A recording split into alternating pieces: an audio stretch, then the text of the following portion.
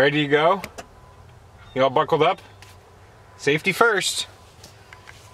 Okay, so here we are in the Sprinter van 2500. I think that means 2500 horsepower, probably more like 2.5 liter, I don't know. The whole van is a Sprinter van 2500, 144. 144 referring to the length, probably 14 feet long. We like that because it actually drives efficiently like a truck, big old diesel engine, but Hazel's eating the seatbelt, but you can actually maneuver it really well like it's a car, and that is a huge, huge advantage. Automatic transmission, air conditioning, steering wheel, it's got all the things. A little bit of storage up top, super handy, we totally dig that. Let's talk for a minute about the random extraneous things we brought. So for example, Hazel, you stay there, okay? Good work. You can never have too many Volet straps. So a lot of these straps went into very good use. Straps, bungee cords, tethers, whatever the heck. Cup holders are also going to become a key component to storing all of your beverages. Headlamp is a must, highly recommended. Hand sanitizer galore. We are in COVID days. This is a high volume, travelable, bless you, floor pump. This was our only pump, so this was extremely handy. Big fan of that. We're gonna go for a trip all the way around the other side of the van. Whereupon, you see an item that Laura thought was a little bit silly, but I was very glad we brought, because you know what's gonna stink?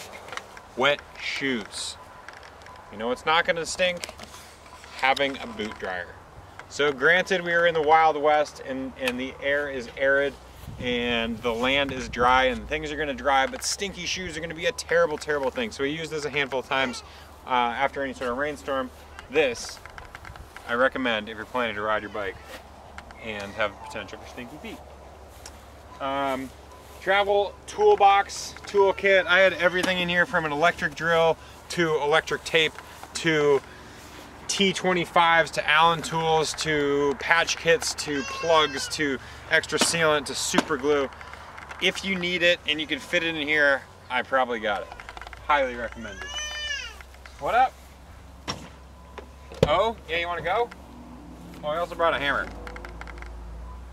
We brought bug spray, but there weren't any bugs.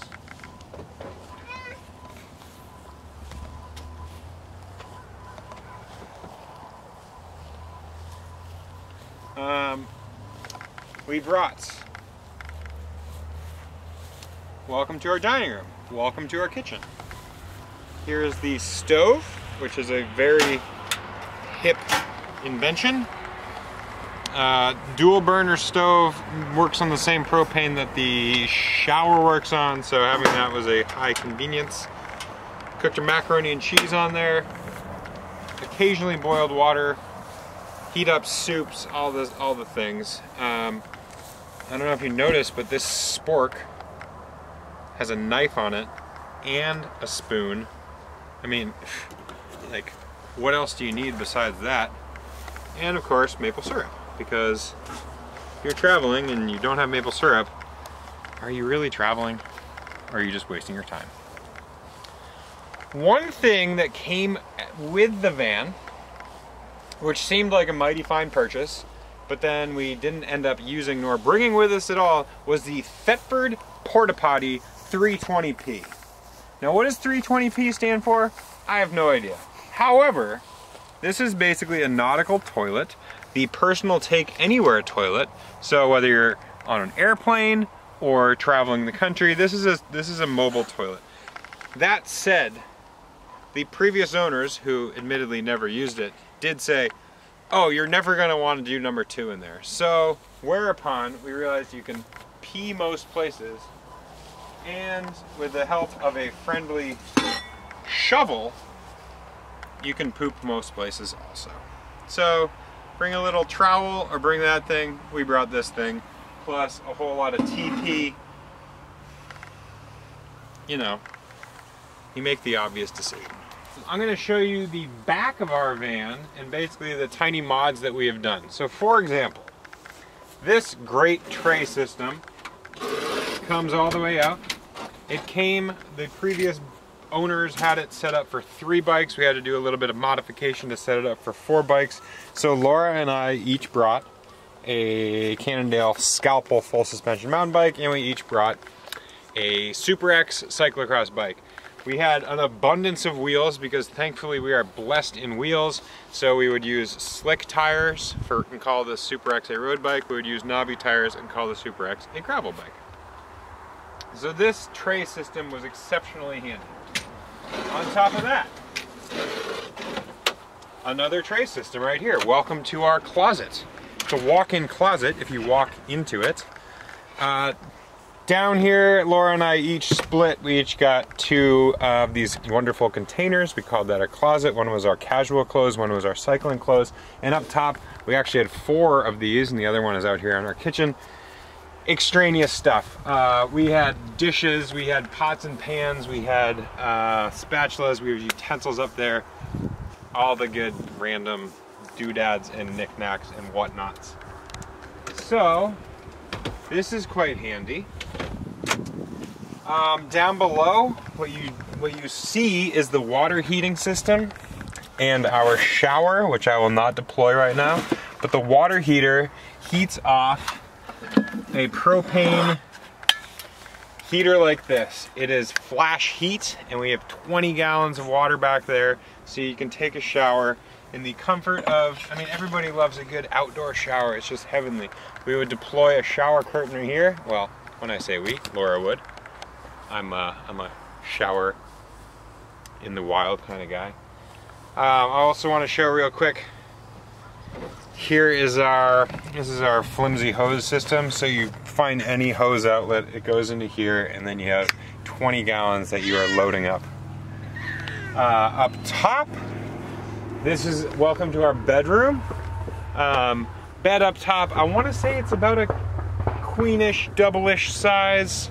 Honestly, the thing is ridiculously comfortable.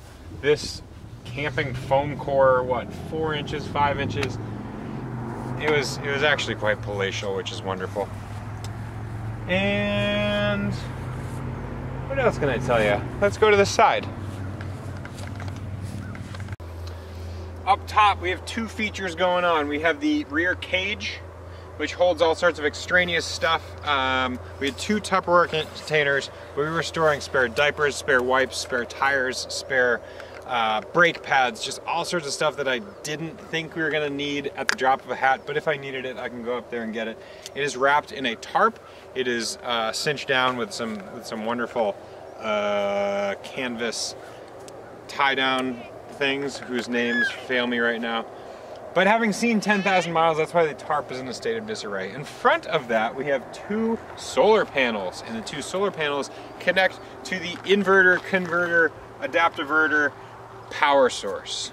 The van features 2 house batteries, which are wonderful, and that's how we keep internal electronics going, the refrigerator, sound system, the light system at the back, all sorts of really cool things. So largely we're operating net neutral if we're going to sit at a campsite under the sun. However, once you're moving again, by the time you drive for an hour or so, batteries are charged up again.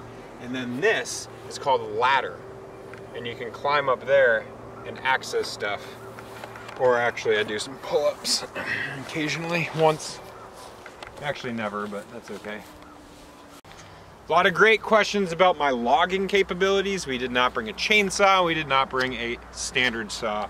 We just brought these wonderful insulating, window blocking window covers. Again, previous owners had set that up. That is a very convenient thing that we actually never moved them off the back. We never moved them off the rear third panels. Those were great. The whole rear system has been set up with L-track. So we have the bed up top, and if we removed the bikes and if we removed this tray, then you could put a second bed down below. That is how the previous owners set it up. The previous owners were cyclists, just like we are, but they would go back and forth whether they were going on a bike trip or a non-bike trip. What's that? Always bike trips? Cool. So that's a high convenience level situation right there. Welcome to our living room slash Hazel's bedroom. First and foremost, I love these Ingamba gear bags. For me, I brought all my cycling stuff. It was stuffed into one of these.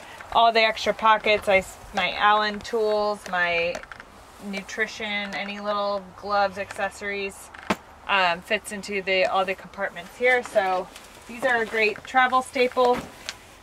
Instead of a stroller, we opted to just bring the Osprey hiking pack, which would be great to have a stroller too, but since we didn't have room for everything, we brought this. And so anywhere we were traveling on foot, Hazel came along in the pack. And it's really nice because you can balance it on the ground while she's in it. It has a sunshade that pops out, and it also has room for a hydration bladder.